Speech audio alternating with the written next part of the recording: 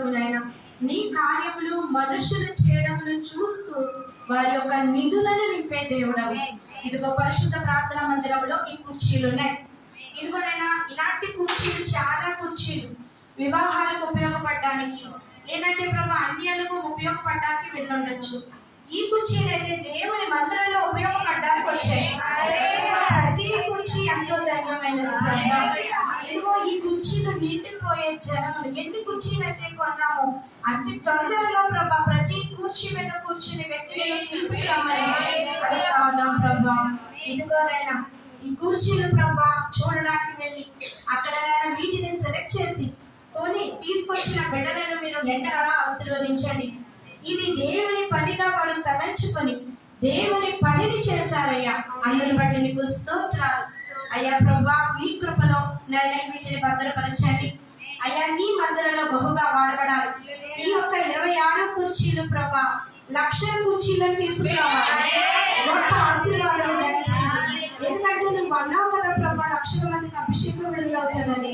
వారంతా కూర్చోవడానికి రావాలయ్యా ప్రభా. అటు ధన్యత దయచి కుర్చీలు కూడా దేవుని సన్నిధిలో ఉన్నందుకు వీటికి ధన్యమైన ఆయన కృప దయచేయండి. రొట్టెల ఇంటికి ఇచ్చావు, అలాగే భోజనం వాళ్ళని ఇచ్చారయ్యా. ఆ భోజనం దగ్గర కూడా కూర్చోడానికి వాడబడ్డానికి కూడా మీ కృప దయచేయమని అడుగుతా ఉన్నాను ఆయన. వాక్యం ఉంది, నువ్వు కూర్చుండడా నువ్వు లేచుట నేను బాగుగా ఎరిగి ఉన్నానంటున్నావు. ఇదిగో ప్రభా మాకంటే ముందు ఇశ్రాయేలీల దేవా మీరు ఆశీనుడుగా కూర్చోమని అడుగుతాను. సింహాసనము ద్వారా మాకంటే ముందు నీ బలమైన హస్తము ఈ కుర్చీలను ఆశీర్వదించమని నీవే మాకు బలముగా దయచేయండి.